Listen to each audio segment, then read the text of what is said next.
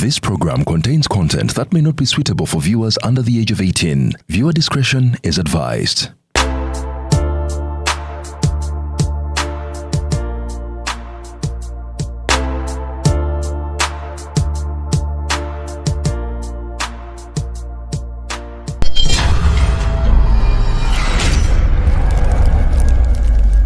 Mbadde ka interview kalungi mama Black Man wenno linga byakulya naye mukwano mbadde nyinamu obuzibuzibu nyina wenjagala okulaga wano speed naye bwe nagenda n'emmotoka nga nekoze delivery ekisajja kino tekigenda kumpa okyekola delivery kanekola delivery naye ndakola nti naye wa boda wa wano mukyanja wano ate ffe tukyabikola ebyo maye mujja ne musula eri essonde ne mulowooza nti simanyi n'okuba nowa boda wange kubanga obutuufu ngenda kuleka wano emmotoka naye kati waalifunye omuntu gwokubira najja nanona speed afe wano tukozesa ride now app ogimanyi ride now ofunirako genda wano genda ku Apple Store teekamu ride now ogirabye yiiyo ebintu byabwe dakiika bbiri nga bangi nga bakufunye dda kati omusajja mugenda ku nyamunyamu luseke nyamunyamu sawa yakwekola delivery omwana ow'obuwala nga this is nice wetwale dakiika nga bbiri kati owa bodawo wuuno maama nga ayanguye azze mangu anti eyo gye bayita ride now owaayo omukyalo ono nedda mukwano otuula mabega mwamanyire okugiraba oti muwereyo erumenti yiino oyambale saagala okube mutwe wansi omutwe gwe gutambuza food for the soul ansooke ngitwale ku delivery mukwano tugende bose omutuusa bulungi eyo ngambako ng'otuuse ekyo kye bayita ride now let's ride oli mwavu mukwano gwe mugagga niweekuluntaza ayilu mustakbir omwavu eyeekuluntaza watandika ddi obutalya masavu ku bwavu obukuliko ayilu mustakbir bamuleetedde ennyama akyaliddeko munne munze sirya masavu ku bwavu bwoggwe abantu ba miteeko esatu la yukallimuhum llah yauma alqiyama wala yuzakkihim wala yanduru ilayhim Allah tagenda batukuza tagenda balabako ni wa ailu mustakbir mulimu omwavu yeekuluntaza sebo olisanga lisazeeko likalubiriza mikwano gyalyo mu nsi muno nti nze temuntabikira ebyenda n'ennyama watandika ddi gwe obutakutabikira byenda n'ennyama gwolina kulya buli salamu alaikum olina kulya buli kubanga bafuuse ekizibu okwata engatto ng'oyagala kusanyusa mukwano gwo nuga engatto yange eno kanjiwa munnange nakontola eminaga atuwaza ayambaddemu airo mustakbiru tuwulira ekigatto kyobadde oyambala mwambala ebigatto biringa kyakuzanyisa ky'abaana mumu akujje ku ngatto yakuwadde engatto etegereko genda okontola airo mustakbiru omwavu eyeekuntaza afuuka muzibu nnyo okufuula mukwano gwo wallahi yafuuka muzibu kubanga omusaana nga atudde mu mmotoka yo nogasijja muyitako wabala okutuuka mu mmotoka yo n'olisanga mbu musendabirwa munga muno mulimu gundi ebbugumu gwe mu mmotoka eyo ogenzo jinga temubaddemu balimu emmotoka erina esi gamba mukama wa kulimu mukwano gwo mugemu nembadde esaba kuka esi ayi mustakibiru atandika kusandabirwamu wekuntaza oli mwavu. Am I allowed to ask a question also? Yes. Permission granted. Permission granted? Yes, we are ready for you. Do I take it that Gen Z want to be softies? Because for us, we're not softies. We're tough. If you are softies, how will you guarantee our future? Hi. This is Kasuku. You must be wondering, how did I get here?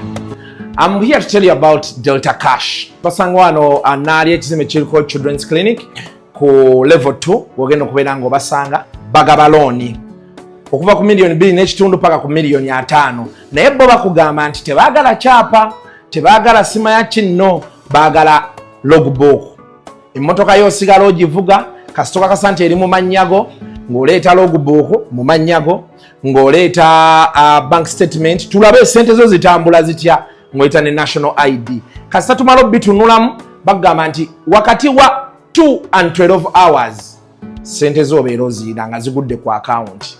Ng'ogenda abasuubuzi mugamba Kasuku URA emisolo gitulemye okkiriyalinga ebintu babikwatidde China osobola okuba ng'oli eyo ng'ogamba nti waliyo ate akaana kankutte njagala ndyerooni nkatwale wa Dubai ng'omanyi nti zijja olina ddiiru z'ogamba essaawa olina kakola ki jangu wano enaalya ku Delta Cash osobola ogenda ne ku website yaabwe www.deltacash.ug nojulizaamu awo nga tozze wano byonna byonna n'obeera ng'obijjulizaamu awo ate akasente ne kasobola okubeera nga kakusanga ku akawunti yo gy'oli. Temunaavaawo era Kasuku toyambye eggwanga lino obeera mu bya kisiru kati mbaleetedde Delta Cash. Temunaagaana owulira ffe tunaabeerawo banyumyako nti mwaggwamu wabi si wabi. Okufumba kutuwa essanyu akaseera akasinga okunyumira buli mufumbi keeko okulonda ebirungo. Ffe wano ku Fresh Spices tukuleetedde ebirungo byonna bye weetaaga okuwoomesa emmere okuva ku tea masala, pilau masala, chicken, beef masala, mixed spices, cumin, cinnamon, cloves, garlic omuse, paprika, akashenda hot pepper n'ebirungo ebirala bingi. Tusange mu maduuka ne supermarket mu ggwanga lyonna. Tukyalire ku dduuka lyaffe mu Kikuubo ku Discover Plaza ekisenge B0 oba kuba essimu noti 779 noti nyemunya oba noti 75 noti 74 noti 292. Tusuubuza n'okutunda ku retail. Fresh Spices, meals got tastier. Ale luzungu kade kasuku tujikole sawa namba luzungu. Luzungu tugenda muza kujjere kutoka ntoko ndi mbuzi nyepuno arabuura babaddi abakyala wale somuyomba nyembuto katonda ya chembuto genda weji waminge yabaweereza buno bukeke obutini singa babu mutwale bamusonseka mukamwa bwonna n'abufulumiza mu nnyindo kibwa ina guno omugugwa Musa wayitista bibiyamu detergent waliwo wanagambye ebola yakasajja kasendi kalimba bannange esendi bannange.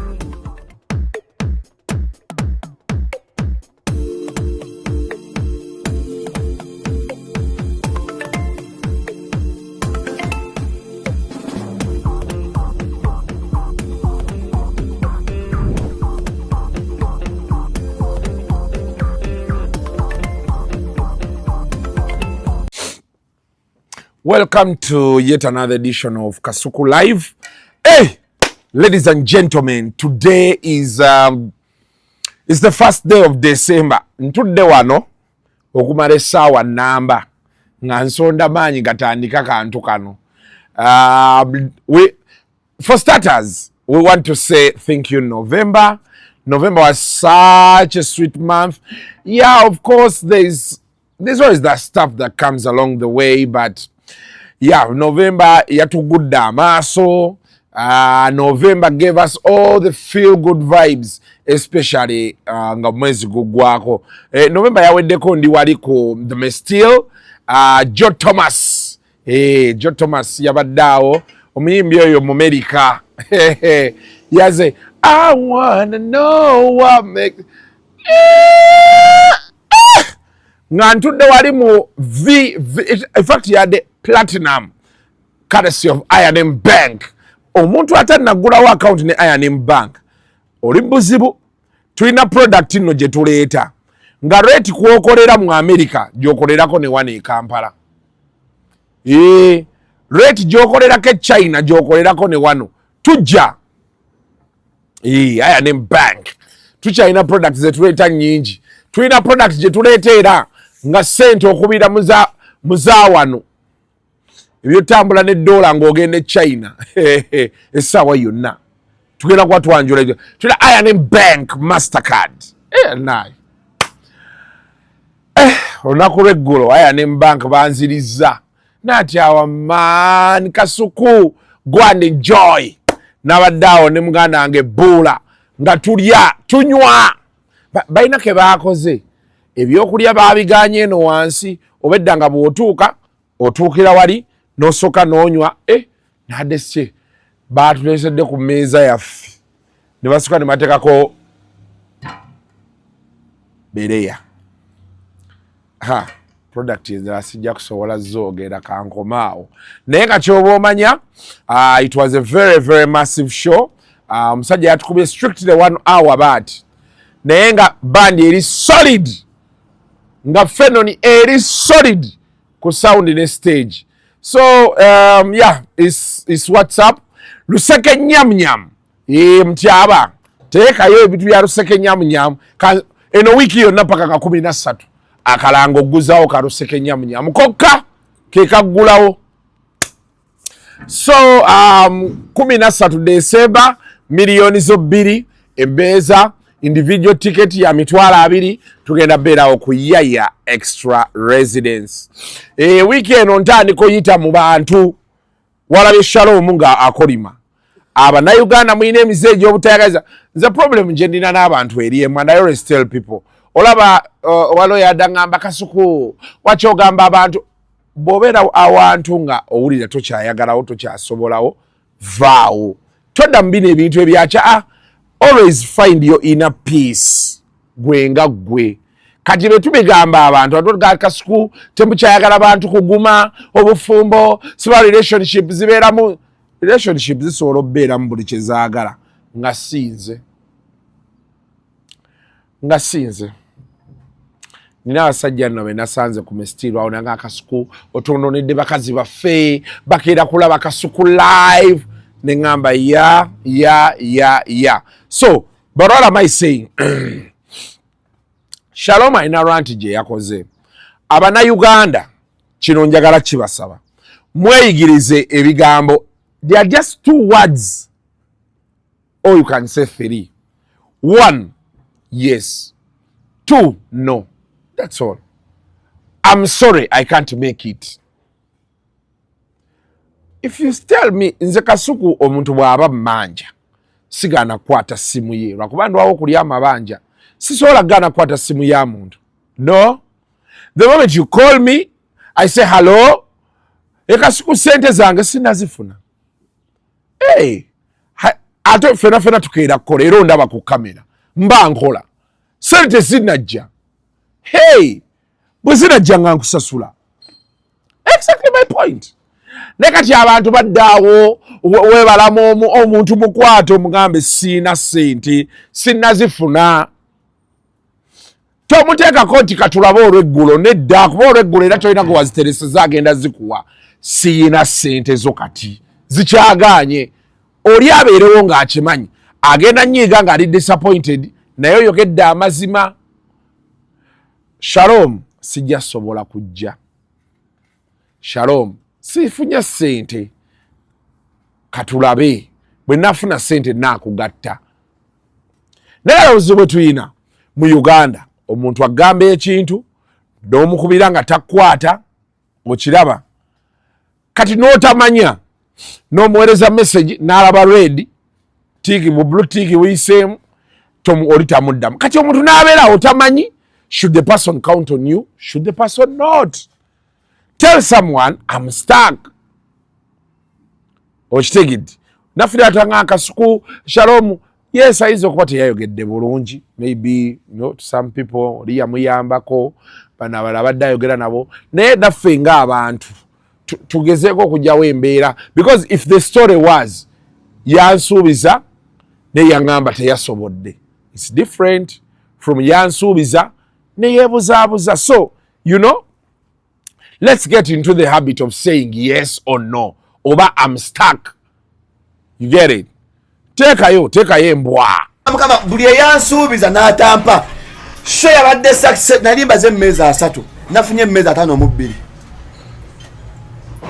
nebaza Katonda buli atanyambye ate abayimbi abakusuubiza okuyimbirako nenda abayimbi betayise ngategedde era muli basiru nnyo babadde bazana nga bategenda babantu nabye TV ze sayise abayimbi be sayise nga bazze okuyimba nabaganye waliwo omuyimbi yankubidde ng'ava Luweero Shalom munna nasanywa budde munkute nga genda ibe nibazeta ku Luweero sijja kukeza kuyimba nga maze kulaba video nga amaze kulaba mushejjudde teri muyimbi yalanga show yange Neke ennaku wonna bazzaawo.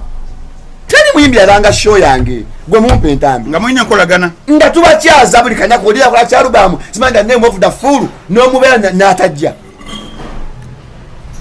Osanga teyategedde. Teri. Sajja wattu. Abantu abalanze show yange Kasuku live adagiranga Franka Ntambi n'abana TikTok abasala obuna abantu abalala ne ku Facebook. Teri muyimbi kati atenda bula abayimbi. Ne mwateeka ebivulu. Saagala muntu erijja ku November kuva mwaka gujja. Teri muntu akoze show mu November ne successful nga Shalom. Saagala muntu agenda kwerijja ku November. Shabadde successful. Ogenda kikolanga buli ne Shalom. Abantu baba. No, that's the fact school. Namwatulira abantu neddo omuntu omugamba. Yes. The show is successful. Very. Nagende wo mugagga amini nga show bulayi naku 2. Nangamba Shalom nkwagala namba buli stage yonna gy'olabeeyo. Nampa vivo events. Ewo mugaggane. Ewo mugagga Fujita. Fujita wamaanyi babi. Fujita webale nnyo webale ddala omutima ogwo mulungi. N'ata komono Fujita. N'agula n'emmeeza. Sajja mulungi nnyo Geno Fujita. Wa Supremacy Lounge. Kati buli yayansuubiza n'otampa webale nnyo the show as a success. Kati genda olutuuleko. But of course still about there. Shalom had a very successful show. Netukola award. I'm personally Shalom musanyukirako kimu. Abantu bangi bazze naye abantu batya otandika kyekisooka. Abantu balina bananda babatya. Abantu tebaagala teekamu the hard work ekikusobozesa ofuna mu mulimu. Ebintu bino abantu abasinga batulaba kati ngenda kugamba. Eggulo nayingidde waka saa zaade 7. Mutyaba nkubidde 12 kitundu. Nensoka nentuule waka essaawa nnamba. Nga mbirowoozaako ku ttooyi. Nga mbirowoozaako ngende sigeera. Naye ogenda okujjukiramu ate omugaati guva wano. N'ovaayo. Kati abantu bangi eyo lo tebagiina.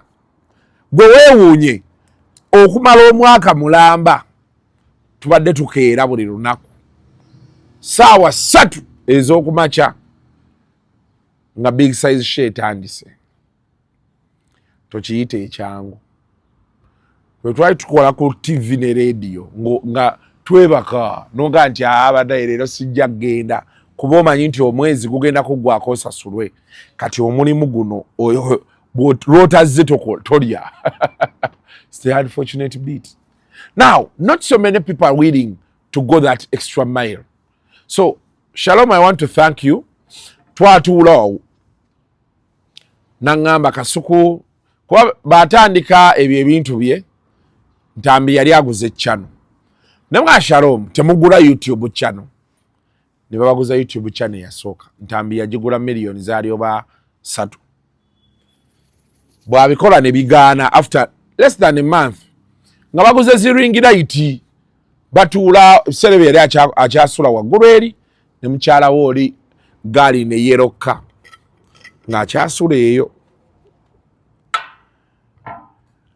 ne bakwatagana ne Shalom batandika era bakola lunch hour ne bagula channel millionaires ne mbagamba bannaayi tandika ekikyo nsiba nkigamba abantu ekirooto kyosanze mu kkubo tosobola kuki owuninga nga kikyo. You have your own dream. Ate kulwawo channel yatandika funa copyright. Ne bagano gimonetizing nga simanye niyo yalina bizibu ki. Bamayiza tebagimuddiza nga ne sente zifiiriddeyo. Kati Shalom yalabira ewala n'asalawo n'agamba katandike. Era ne subscriber number 1 nga tuddaawo. Nemuga Shalom ekirungi kati weetuli kuba abantu abasinga nze bembeera nabo betubeera mu bino ebintu mbagamba nnyo oyina Kasuku atudde naawe oyina Ntambi oyina Shalom kati Kasuku kakuweeyo abantu 2 nti agenda kuwa Black Sugar akuwe Fei akuwe Zubeda Ntambi naye kakwata akuweeyo abantu 3 awo tuyingidde 6 9 ne Shalom banakuwayo 3 sibe 12 channel batetandise. You have 12 interviews that you can run. Actually, 12 people bosobola ozannya nabo omwezi mulamba. And so it happened. So I think I'm 30k subs in less than a year, because now it's a year. Yatandika mu December. And he held his first, show. Najiteekayo ku Twitter abantu ne bambuuza, what is he going to tell the people? Abantu basinga bemutyo bemubeera. But you never understand. Bantu babeera n'abantu baba baagala. And so he had over 50 tables sold. On ground he had over 40 tables. Abasobola okujja. Balanga bamuwaayo obuwiche mbagamba. Tobeereeyo Kasuku tukwagala nnyo. Mpereza $1,000. Kasuku nze ndi eno. Ndi Norway. Nesijja kujja nayo nsanyusa. $1,000 kyo kiikyo. Kikubeemu. Yeah. So the second nyam is happening 13th December. Awo kuyaya extra. Bana njagala baddiramu. Ku ssaawa 2 emmere egenda kuba esaavingibwa. Ebyokulya n'ebyokunywa. Bw'onojja kunnya ogenda giryanga ennyogoga. Bw'onojja kunnya ng'emmeeza abalala baatuuse gwe omozze leeta weetegeka okulaba ekivvulu n'enjalayo. Kuba tugenda serving table by table. Kati either bano bakuterekera oba babeera bajja kunyumiza obuwoomi bw'ebyokulya. Yes. Naye twegabidde awaadi. Twazeewadde. Abantu nabagambye nti totawaana kuteesa kwa awaadi ezo. Ekyo kyawedde. Awaadi ezo twazeewadde. Idea eriki Abannayuganda bamanyiira. Ffe babeereyo batuka tutuula wansi bw'obuti. Tuli loko. Mutyaba olinayo ku bufuddeji nga tuwangula awaadi obuteekeyaawo. Ffe batugamba tuli loko. They never get to understand or appreciate our work. Be babeereyo n'abakazi baabwe ebibasesa yeffe. Be tutuuka ssente we ziri oba recognition. Ffe tuli biyenje. Twatandise ozzeegabira. Twatandise. Era nkyali wano nkyali mu kulowoozaamu oba nkole Kasuku live. Ngenda kukola Kasuku live awards. Kwolwo. Ngenda zikola nange. Lwakuba ezaffe zigenda kuba 5. Employee of the year. And the nominees are Kasuku, Mutyaba, Ronnie, Ochiteged. And the winner is Kasuku. Yes, ate nze ndabika mu camera. Yes. Interviewer of the year. Era ngenda mmaliriza years. Nja kujjayo interview wawe nalwalira abankolerako Shalom, Sendi. And the winner is Kasuku. Ngenda kukumba awards za Kasuku live nga 8.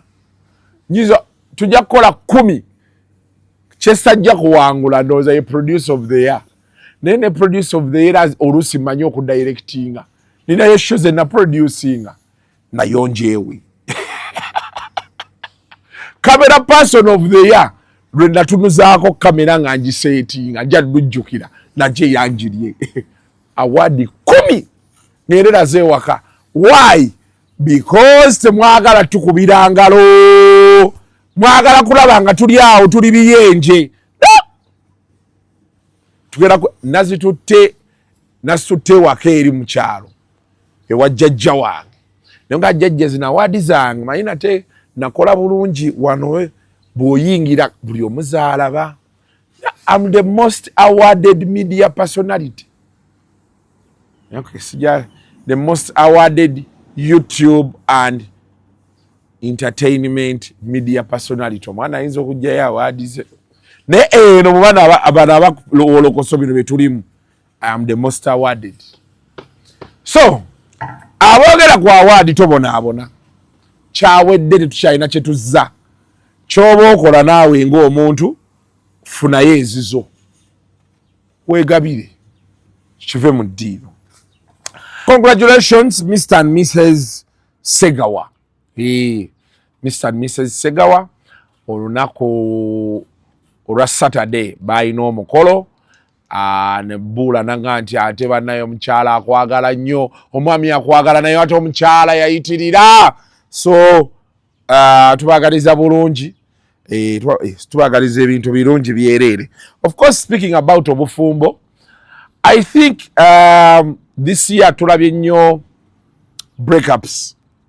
Naddala ezizze mu mawulire ebadde esembayo okubeera recent ebadde ya Canary nalaye Bad Black naye awa endowooza ye ku nsonga eyo naye Canary yafunye abamuwagira teeka isoko tekeyo Bad Black awo kasenyiga kannuma naye tekagenda kunganya nsonga zino kumpitako ezitankwatako nganze director wa Namuyimbwa Women Development Initiative erirwanirira eddembe ly'abakyala n'abaana ab'obuwala ate n'abasiyazi and LGBT activists in Uganda. So bino tebimpitako. Ndi ku side ya Mugume. Bano basajja baffe nabo baguma. Shasha Banga China agende UK n'awala by'omuzungu n'agende Sweden n'afuna omuzungu n'adetinga omuzungu ayina ekizungu ky'ekikadde ekimuteekamu ssente kano kasajja katukakera ku broadcasting amawulire ne kaweereza amawulire kali ku salale kataata ate bagamba nti kataata ku kamukumete kali na straight nti bakavuga olupanka ne bitalaba media naye whatever case it is ndi ku side ya Mugume abadde mugumiikiriza nnyo yonna gye muvudde shasha we bali kumulabirira we bali kumufa kuba naye bana basajja baffe baguma oyinza n'okwekanga ng'omwana emumutwala ku DNA ebambika sajja kattu omwana ayinza okubasiwaako baguma. So if it has ended, let it end. Agenda afune ku bakazi bana abaana abakulira mu kisaaka ati naye ffe tuli misegula bannange ate nazaala ku mwana mulenzi kino tosobola kitegeera. Yes, Bad Black omulabi. But one, me I'm still a firm believer that love is a beautiful thing. I still believe marriage is a good thing. I just think maybe communication breaks down and then sometimes love goes out the door because of maybe various hardships and and then I think how people work around bringing back that love is very essential. I do believe. I still believe in love. That's a fact for me. Nchakkiriza nti abantu gye bali nga basobola okweyagala. Naye abantu bakooya akamanyiiro. Ate ennaku zino eggume eddene mu bufumbo. Eggume eddene mu bufumbo. Ekyokulala abantu tebasiima. Omukyalo obeera naye n'omukolera buli kimu ye n'alowooza nti teeka kiina omukolerwa. Okitegedde? Omukyala bw'alaba ku ssente nga zijja buli kiseera ye atandika olowooza nti kya bulijjo. Nayagala otandika oteekawo embeera kyekimu n'abasajja. Abasajja babeera eyo ne mujooga abakazi ne mukifuula ekya bulijjo nti teeka ino kikola. So naye abaawukana baawukane ffe tetujja kkoowa. Abaawukana baawukane obulamu busigale nga bugenda mu maaso. That's why I tell people kadde esembe enezze waliwo abaakagwa mu laavu kati abawala wano we nabagambira ekikwagaza omusajja omwavu kiki anaakutwalako ddi ku restaurant ennungi agenda kutwalako ddi ejjinja mu mmotoka ye obaye olyajaga nti kasi kuffe tulinya taxi ne tugenda ejjinja si wabi naye gwe omanye essanyu eriri ku musajja ng'ali wano agunyoola ati gw'otudde wano obugere obutadde ku dashboard oyambadde akateeteeyi munda terimu tebuli mpale oba oyambadde buno obupale bugistring omusajja atambula eno omukono bwe gutambula mu bisambi omwana baagaziyamu katini baati omukono bwe gutuuka wakkati n'agattawo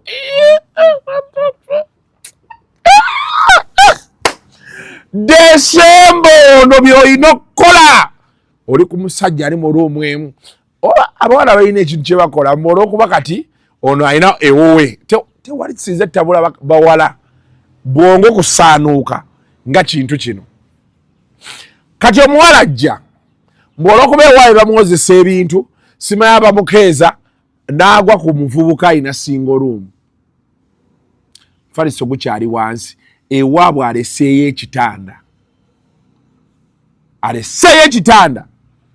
ewaayo balina internet balina DSTV agenze w'omusajja alina GoTV aina ka TV akati aina munno watch bala munno watch kati ye alowooza nti ekyo kyamaanyi n'atandika n'olaba omuwala afulumya obubaketi ng'ewaabwe mu kisenge ekyomuwala kyennyini nnyini ayinamu etoyi n'ekinaabiro n'akeera ofulumya baketi nga ye essanyu kye limuwa tuli kati ebyo ebiwala byebyo oluvannyuma lw'emyaka egi n'ategeera natomera nga already azadde abaana aba bali mu kisenge na ddiiro. What am I saying? Level up. What are your levels? Kati gwosobola okuŋŋamba by'oŋŋamba naye soogera naawe. Nina abawala bemmanyi level kwenjogerera. Get a man. Muvuge wano Saturday Friday tugende Fort. Muvuga mpola temupa party muli mu bus. Mugenda Fort. Ebyo by'okunywa ebitambula bemusibeera gwe mugenda mpola.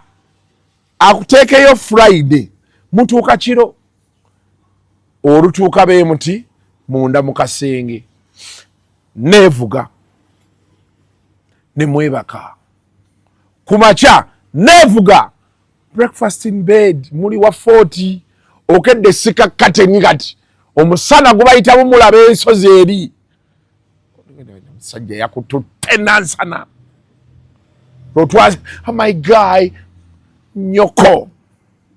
Now, such sweet memories. Noga jam, sajja wango why? Yantambuzaako. Kuba omukazi kasita omala ozzaala abaana babiri basatu. Tewali kikuzunza mu mabaala. Busimaya omusajja tatambula nange kuza abaana bo nnyoko. Kuza abaana. Awulira nti okyayagala okuba pate. Tozaala. It's a fact. Kati Desemba sikusuubira maama w'abaana kubeera ng'oli eyo ozungazunga omusajja yaddese wano muleke agende wasalawo ozaale. Yes, abaana abatazaddeeko tuli nawo mu disco be baalekawo basingo mother ye kati kababonyeebonye ffe naye bannaaye Desemba abawala mumwe naddala abawala abatoototo shave tukooye ebyoya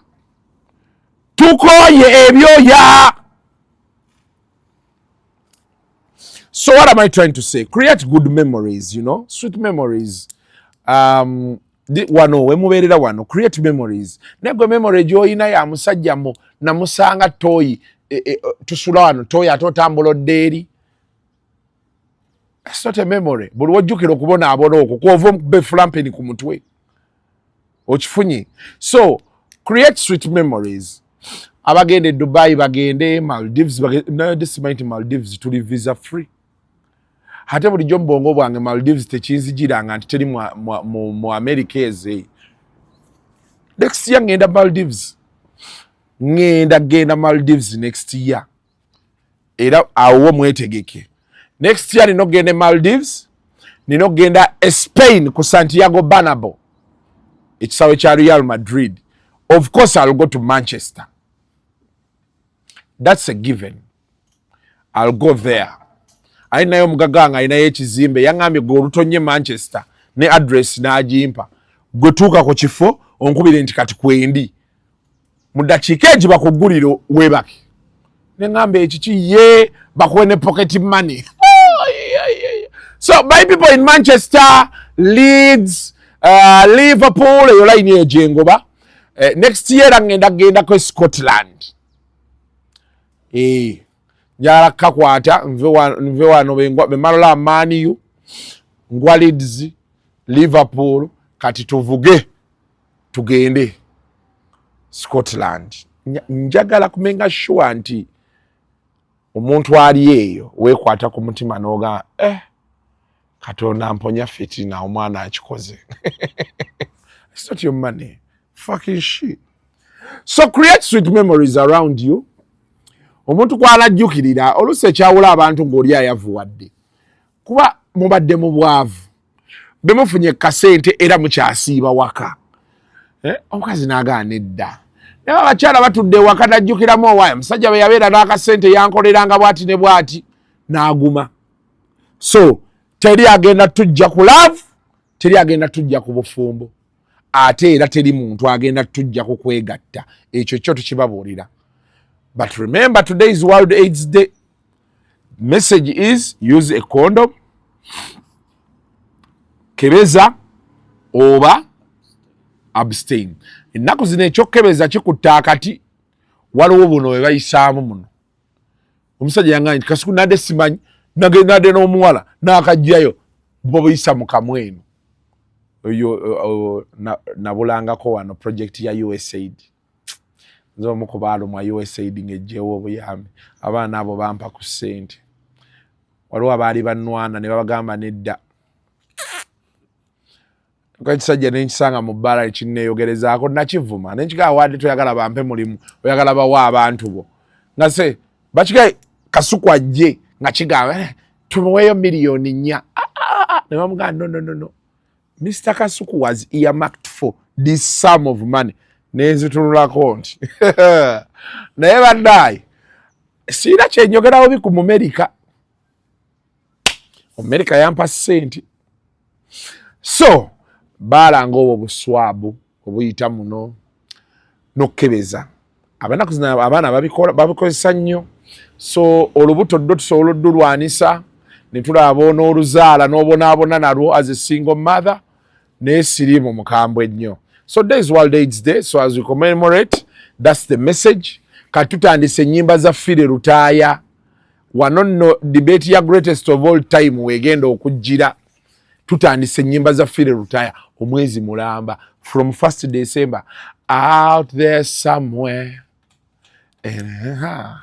Omusajja ajja kunkuba embooko ow'ennyimba embooko kawumbi sijja kunkwata.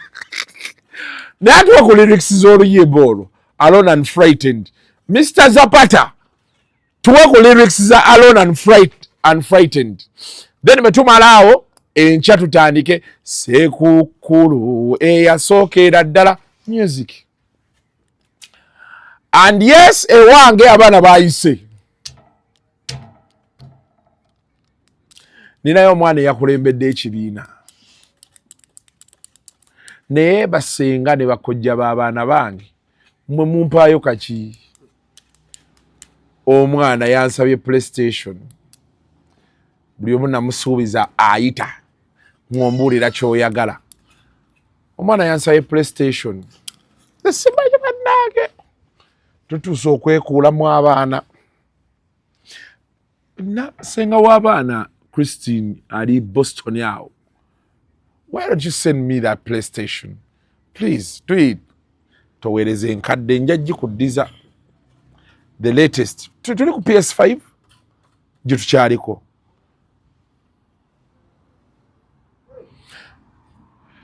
Biri tebinnasaba.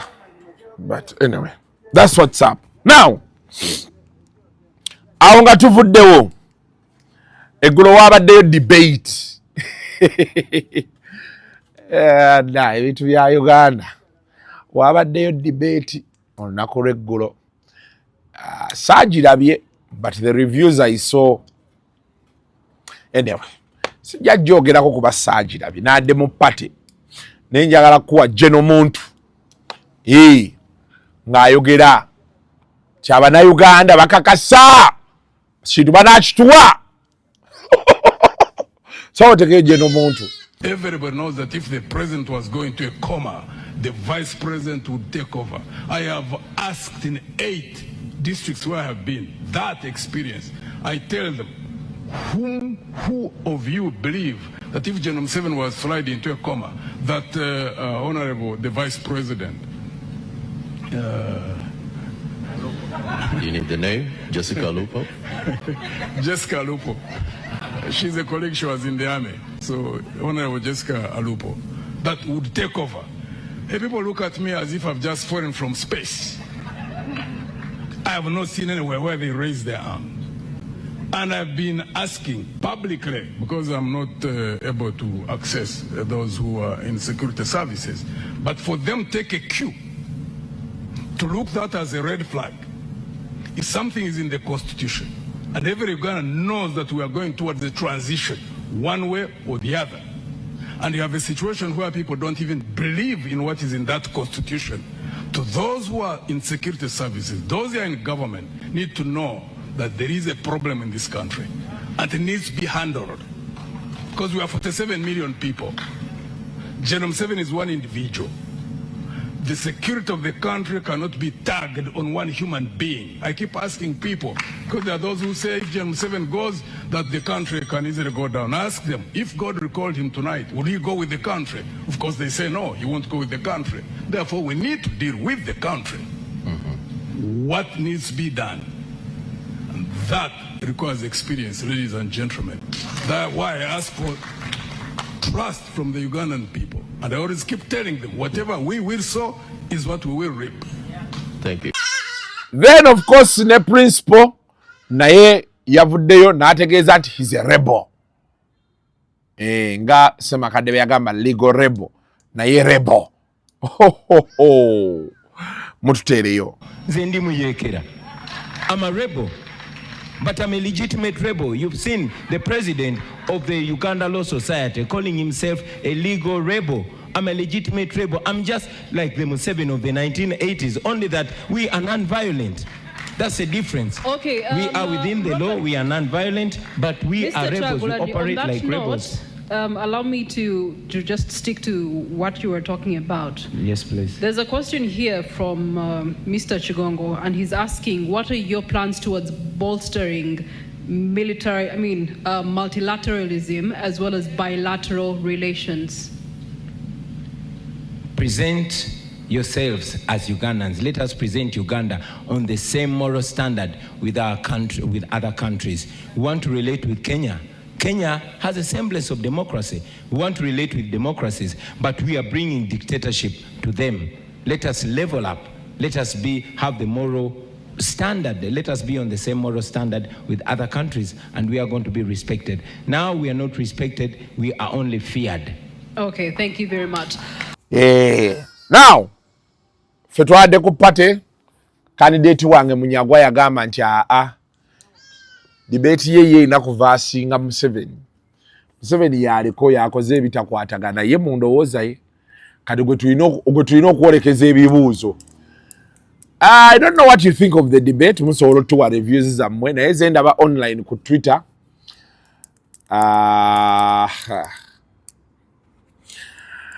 Naye President Museveni yabadde ku Unstoppable. Wali Rachitura yamyitinze team ya Unstoppable babadde ku NBS. Asajja beefuulira ddala abatamanyi kyabaddewo ye yabadde mbibye. Teyategedde ku debate. Naye mutuweekaawo emu ku bye yayogedde. Ate waliwo Sandra akyasaka enviiri z'abafu. Ebweru. Anti fete tulina nviiri, Mr. President. Tulina kaweke.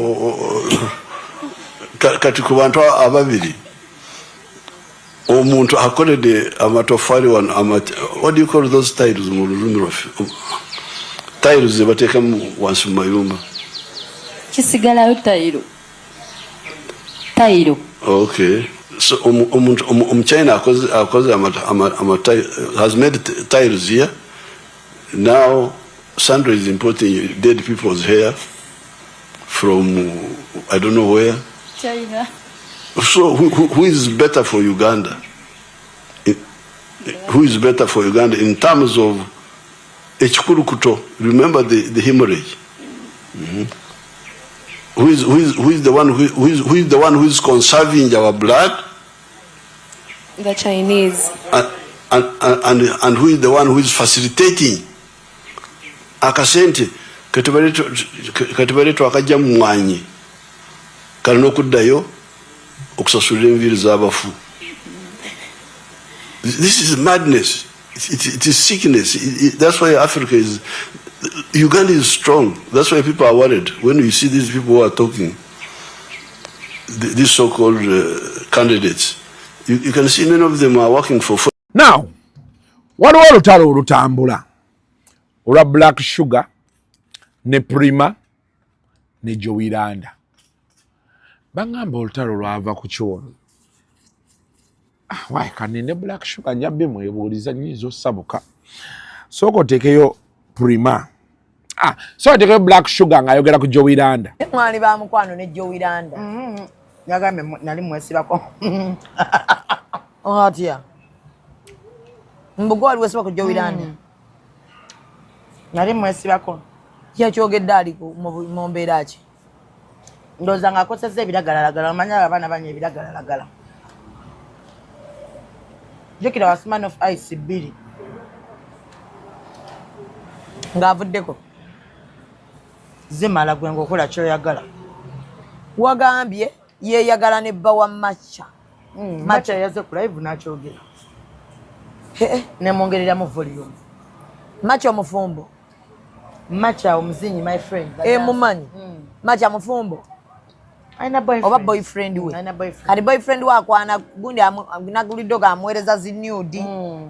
Omusajja tazaagala. Abaana baweereza abasajja amabeere. Abasajja nga tebagala mabeere nga bagala mabina. Oweereza ebbe. Mpozi Jowiranda talina bina. Mpozi teriro tankweyadde omusinkana ono Jowiranda lino lyebbina. Gye balyesanga. Not today, not tomorrow, not ever. Ne kati omuntu obeera otya nga tolina bina. Like how? Ajiga ne bwekyo temukiriza okwambala era silicone.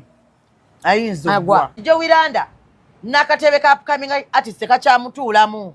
Kati wano wayi tumuyita stagnant artist. Kuba kiganye buganyi. You've tried and tried. Akaimba ka African Girl kalinga mu 2017 oba oluddewo 17, 18, 19, 20, 21, 22, 23, 24, 25. My friend, oyina kuba ng'okola 10 years of the artist.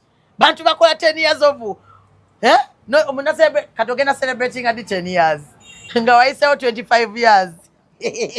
Oyo omulabi kati teekayo Prima ng'ayogera ku black sugar. Oyina waawo Prima oni black sugar. Ne kati kamabulyo kati omusajja nga mumulaba mbasole muwasa. Mbasole kama nagera mu hina gane emikole gigi.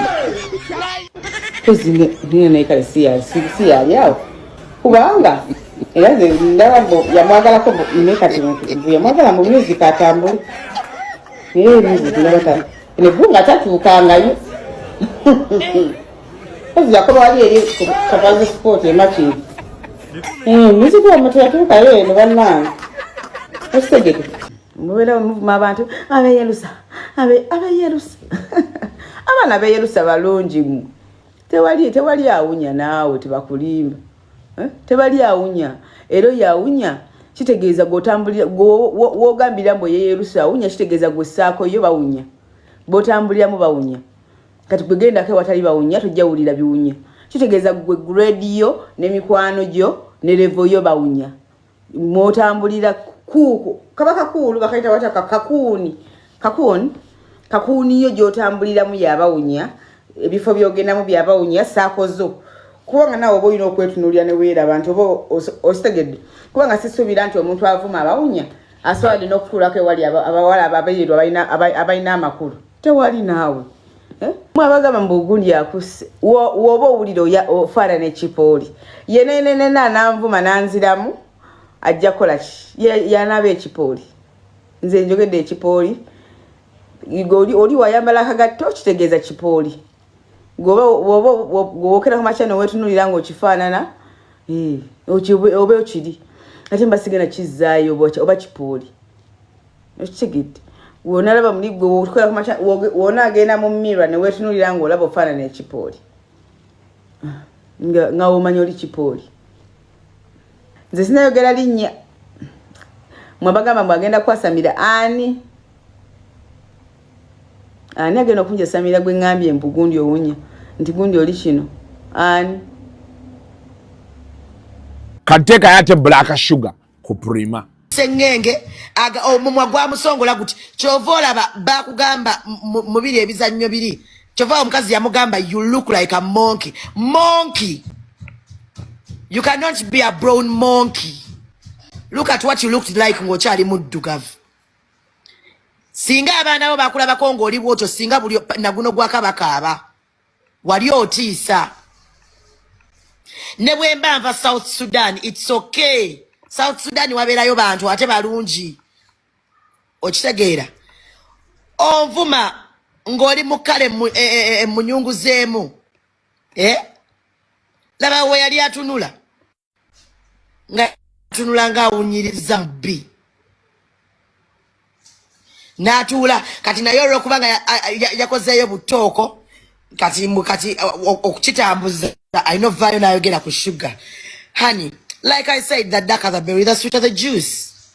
You will not take that away from us. Like that is just it. Okitegeera.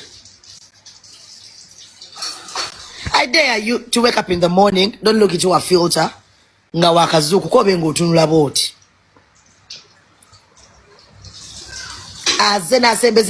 Even that picture where they cropped and put me there. Also,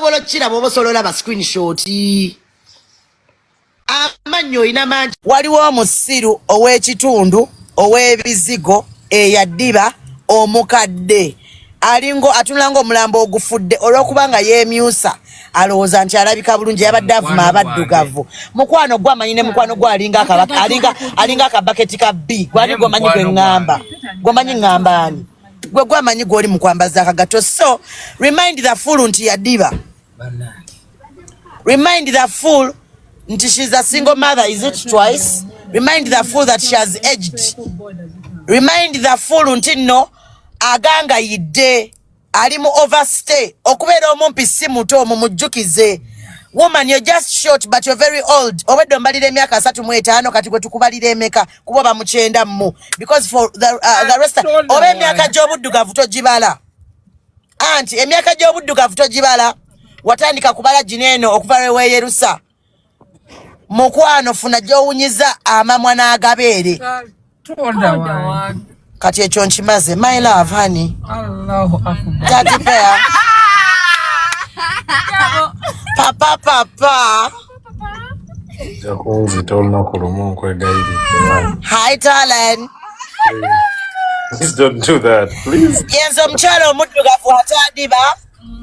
Ayina omwami amwagala ate nga muto. Atako omuwomu. Kibawe ekyokuyiga. Bakambwe ebintu biri ku mutimbagano awo abantu bakambwe. Yes. Now, nalaba ate ne mama Ggulo naye alinga ayingira Prima. Enaku zino ne Prima tasiba bikweya. Tasiba bikweya. Kali naye mututeereyo. Mukwano walabidde nti onzaala olinga nsirise munoza sinna banjagala muvumira kinga nze sina kinnabakozi ekikazi nekinvuma oli kukazi kukadde mukwano wadde nange ndi mukulu ozaala ne mange tonja samira mukwano njagala ojjukire bulungi nnyo mukyala njagala ojjukire bulungi nnyo nti nze nali wooloolo ng'andikaana kato ng'andikaana kato nga nze njera ekkubo ly'emakindi awo ng'andikato bwe nti nabeeranga wano nga nsuubula engoye zange mu wino nga bwendeetaawo wembeegayirira bambi munguleeko ennugu yaki ng'andikato ojjukira ne Brenda ne Fiona nze ndikato nze njeraawo makindi awo ku SJ complex nga njera kkubo nkeeramu owino kusuubula nzijja mbafukamirira mbeegayirira mugule ate nze goddako gwomanyi. Nalabye bambi ava PC ng'agamba bannange when you're not yet successful teri akwogerako, when you be successful ate ne bakwogerako. Ava peace. Muzungu agamba welcome to the dance floor. Senga Asidi yali amutuze. Ka video wakafunye kako kanoonye Senga Asidi ng'ayogera ku Ava Peace yalese bwino simanya ino omusajja we simanya yakoze biki eba naye Senga Asidi tomwebika n'omweyalira asa olina abakyali bange bangi abakuzina sinti abakuzina and it was the only reason why I have never talked about you. It is the only reason. Ava piece waneno jeje yaja nakusanga nga oli kukomba amanege gabawe nakusabula bulu black. I knew that day. I even have evidence. I never talked about it. Nobody even got to know. Kadem ava piece olunaku jeje lwe yakusanga nga oli kununa Brian amanege namanya nakukuba bulu bulaka siyegwe eyemyusa namanya. I never talked about it. Ugandans are hearing about it for the first time. Olid ava piece olina chali wange gwozina oyo yena mugaga wange sisobola na kumwogerako ajana kunyigira naye nakulopye era ngambye tajja kuddamu kuwako nkulopye ava piece olunaku lwa ava piece inze omuntu ngogamba mbuno buli lunaku nkuvuma ava piece. I've never come out okunyonyola bana Uganda mbuno your first car wagenda ewakasami ne muganda wonna mpijja ne mukola 3 sam your first car. So nyonyola abana Uganda mbuno your first car was not out of music eating your sister's vagina in front of a man that is older than even your father. I've never talked about it.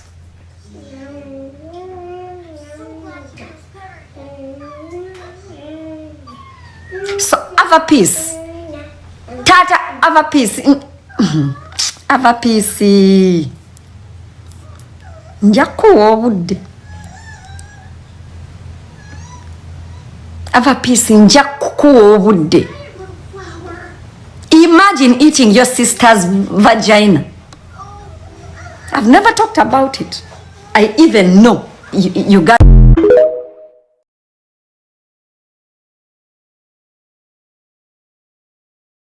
in a dream yokubera wakabi never doubt, like, you know, like when you still want to be like ngoyagala that thing, like ngoyagala nyo, I really want to become a star, what da da da da da da kati eyo period nebuzanga nnyo abantu bana babera bajonkera abantu eyo period nga tebagibera. Why is it that someone asoka kufuka wakabi then they, you know, then ne bajjanga, you know, nga banji bwe bati guys, let me first play that song because bana again. I am the queen that is so hard to have.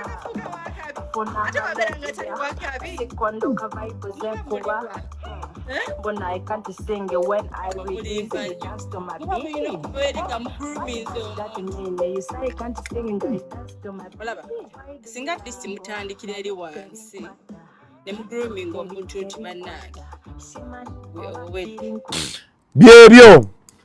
Now, bami nalabye kasajja kange ka Jaden lwakwa kabyogedde nga akasaaga akagamba bakawadde emyezi egi omanyi kasikla oyo twabeerako naye ng'azimbye muno ng'azimbye ebigere nga takyayambala nangatto nendowooza era nabuuzabuuza Shalom nanga alina sikoseero ngamba alina sikoseero oba alinamu ne sukaali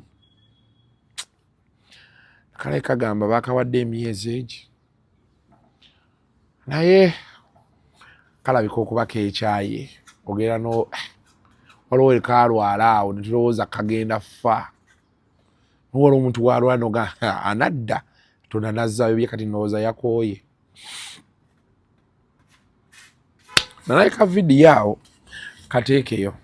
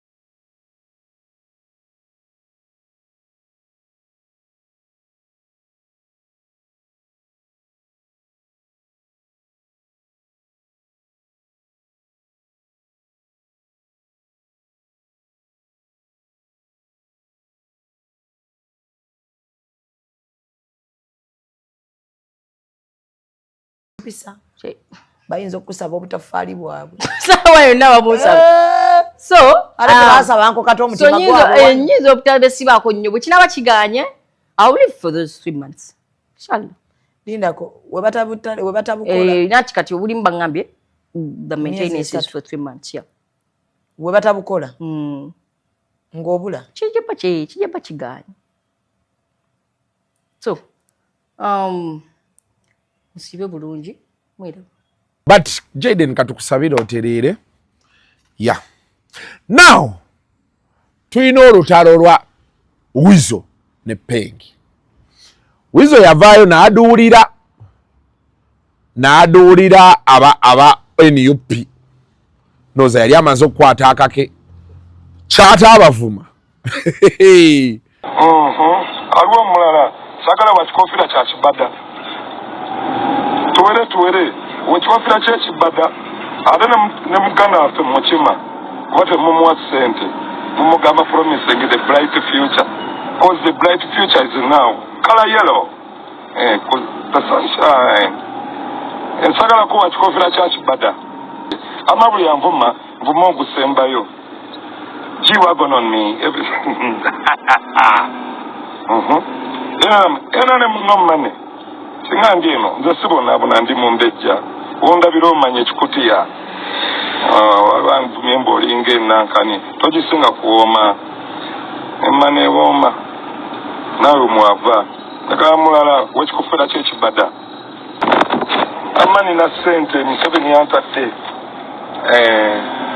omulala yagala bavuma walajiba Penge n'amwambala emisana yagamba tekijja kukola beekityo n'amukwata vip n'amwambala mu Palaso nyinza okumujjamu NUP oliewa Palaso nga yawerera abaana bo Palaso kabiri kamusigaza mu family akaleeta mu sente mu mina genda kuba bibatu wa Museveni mu Palaso njamujjamu NUP oliewa Palaso agudde emyaka ebiri yategera ina kudda mu bantu kati abantu abasajja atwatemye empenda dde bantu akomyewo ka capital wakago ngambe omujje omuliewa nga labirira abaana bo alinga naye naso agenda zina kikazi ekisudani okulabirira abaana bo ekiri mu family yammwe mukulu omusandi badde ate bambi olinnyamu wagambye musimanyi ready musayi people power kibada mwe sunshine ekibateekeyo namwe mukimanyi bikolobero byammwe ye muganda we yatta omuntu ate nabyo byali twabivaako mwatta abantu ekibateekeyo toddamu tumanyira ng'oteeke babi mugabozi gombo babi yakuba Bobby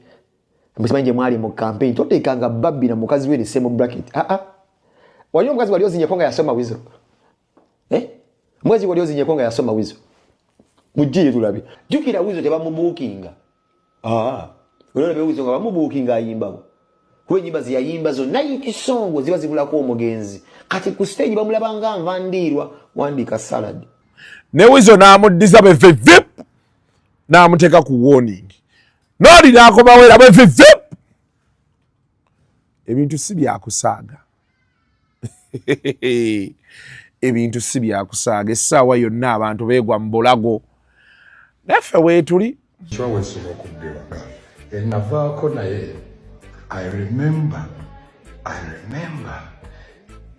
ojulira Katsibe yayogera ne bimulema okwogera watch out bagu wali Bulaaya ng'otunda nyuma nze nkola n'ogwo kumazibwamu so nze sijja kulemwa nga Katsi I have evidence jina mumanyi slow down eka tunda nkudiyo tunda nyuma yo weewummule kinege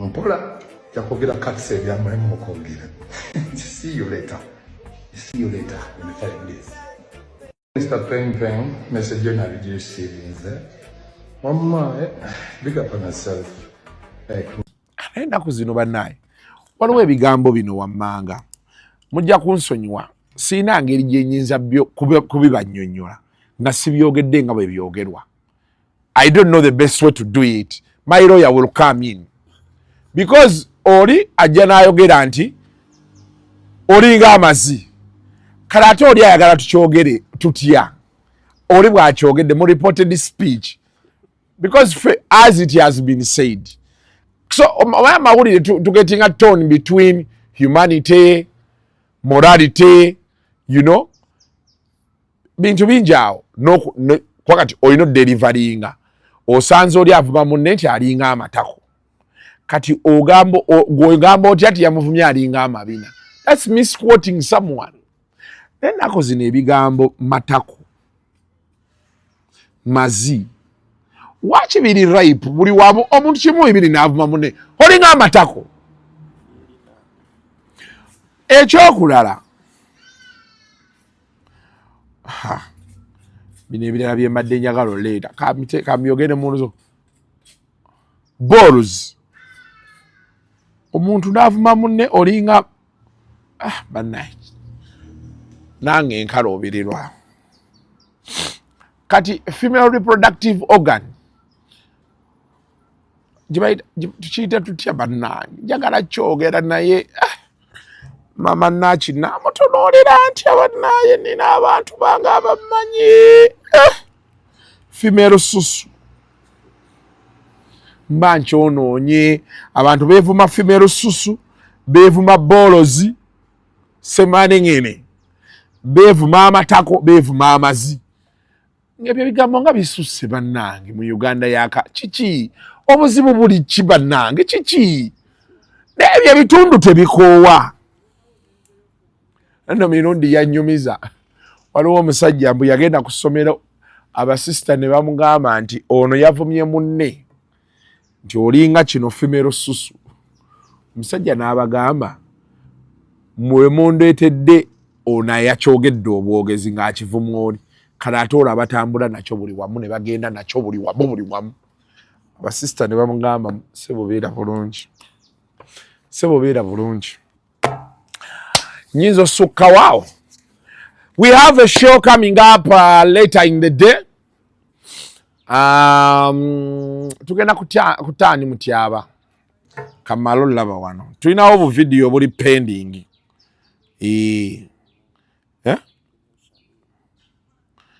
Tulina story ya Shamim. Tulina Bina Baby, tulina Dax Cartel. Ndoza tute Dax Cartel ono ne Jenkins bye twakayana. Tubite. Then ebisigadde tujja tandikira wabi.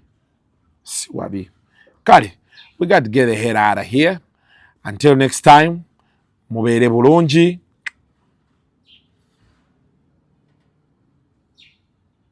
Muntu yabachi tokajjayo nkoyo teekayo eriiso kajjayo naawe. The views expressed on Kasuku Live do not reflect those of the host, producers, or management. They are solely of individuals providing them and do not represent or reflect the official policy or position of this YouTube channel.